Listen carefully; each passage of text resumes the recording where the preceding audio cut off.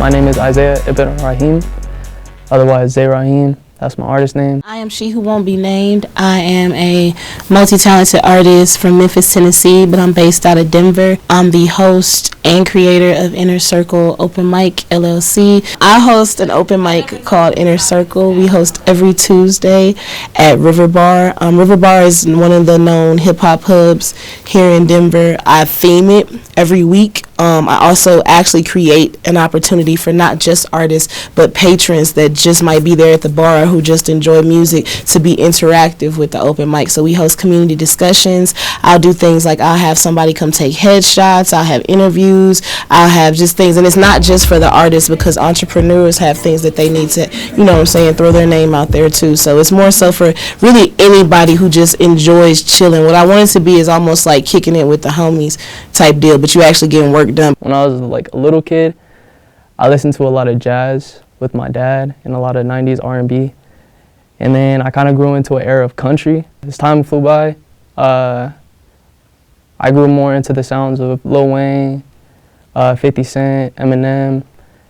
And those were the first songs that really influenced my whole perspective on becoming an artist as I grew older. These things guided me through the things that I went through at home. The things that everybody would be like, dang, like, how did you get through that? How did you make it through that? When I heard those songs, it was like the things that I faced when I went home, these artists were talking about. I understood the language that they were speaking, and they helped translate every situation that I went through. Rap gave me a voice that I never had. Growing up, I was very shy. A few things that happened that just kind of quieted me up. For me, it was like going back to River was almost like me starting my baby. You know what I'm saying? Everybody started their baby there. That's my baby, and they're starting up. What really drove me was all of the police brutalities going on. And now I'm going on it even harder because these things are still going on. Like, not even just here, but in Palestine. It may not be police brutality, but I feel like it is a country brutality. If you're pushing a movement, if you're pushing a certain cause, you feel it in your heart. I don't push Black Lives Matter because I want to post a black screen on my phone and get a couple likes. I post it because I experience it 365 days out of every year. And this is not just a me thing. I've seen people in my community go through it at young ages. And the fact that it's still going on, the fact that it's still continuing, bothers me. And the fact that we still haven't figured it out bothers me deeply. But I think I was put in this world to have that voice, to have this talent, to have that will, to have that push, which A-Cole taught me. If you got to assert that aggression, do it. But also know that you could use your word, and you could use the strength of your word to push that through. We have the heart, we have the capability and the ability to push these boundaries. And if you have a platform, do it. Do it.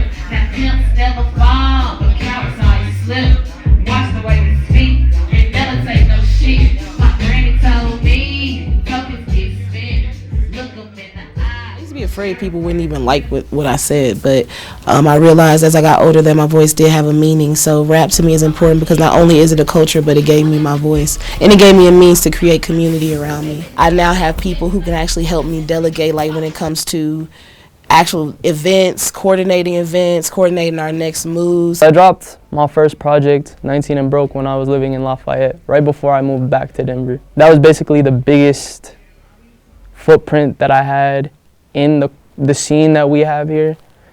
And once I started moving back, I started interacting with more people. I started going to places like Beats Bodega, The River. Like, these people were people that I could go to and ask, hey, like, how is this performance? Like, how can I be a better performer? How can I interact with my fan base better? They were able to provide that. Yeah, I love lo-fi. That's some of everybody's favorite music, if I do. To me personally, it sounds better for me. I also do like my gangster shit, but at the same time, I just like to do what I want to do. That's kind of what I feel like I fit into it, whatever fuck I want to do category. I like to call my sound gumbo, in a sense. I like to mix everything I like hearing growing up, everything I like hearing now, so that way it's timeless. The Denver scene when I first started was very, very underground, like underground. So it's very tight-knit. We off the block. And this space right here, which I really adore for us, because I feel like it's a community that's coming together, and I think the community vibes is giving me a homey feeling, like I'm home type shit. And I know that home is where the heart is, but sometimes the heart is where the music is. We are here for each other. We are here to be companions to each other. We are here to help each other evolve and help each other grow. I feel like I come here for support. It's your music and it's your passion, but the support matters. The community discussions have also opened up jobs. They've opened up opportunities. Since I moved to Denver, my career has definitely moved up. Meeting new people out here, interacting, networking, being at certain events.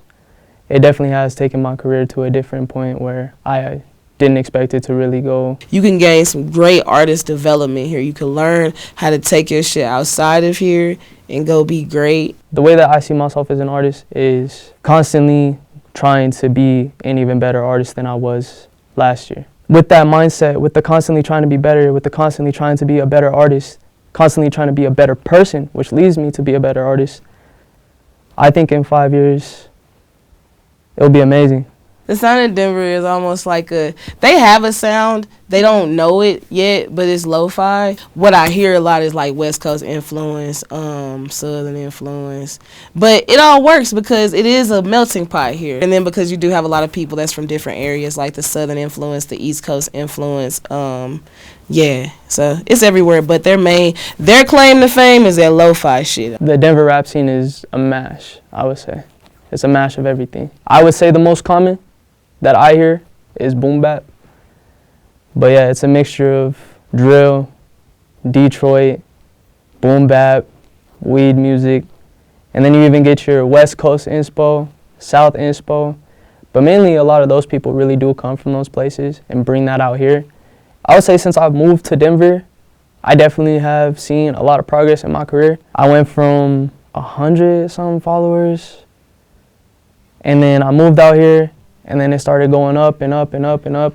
Open mics and concerts are both equally incredible, but they got very different reasons for being so, for sure. Like I look at the River, and I saw like a couple artists there when I was still coming out that hadn't done a concert out here, and they've slowly accumulated their hype from those open mics, and their following has been built up from those open mics because people usually just walk in there to either hear poetry or they're thinking they're just gonna hear like a community-based artist, and then they come in and they actually find a connection with this artist.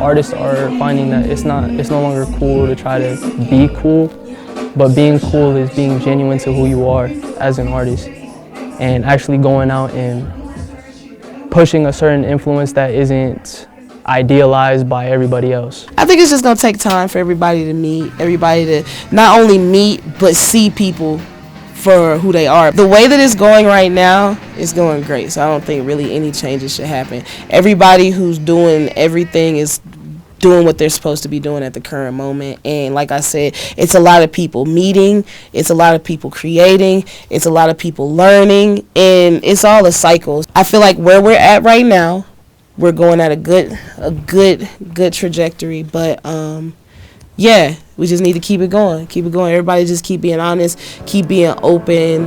The few freedom fighters keep fighting. That's what we gotta do. I was gonna say fuck the ego, but just be you. Just be you, bro. That's the best thing that you can do for this world.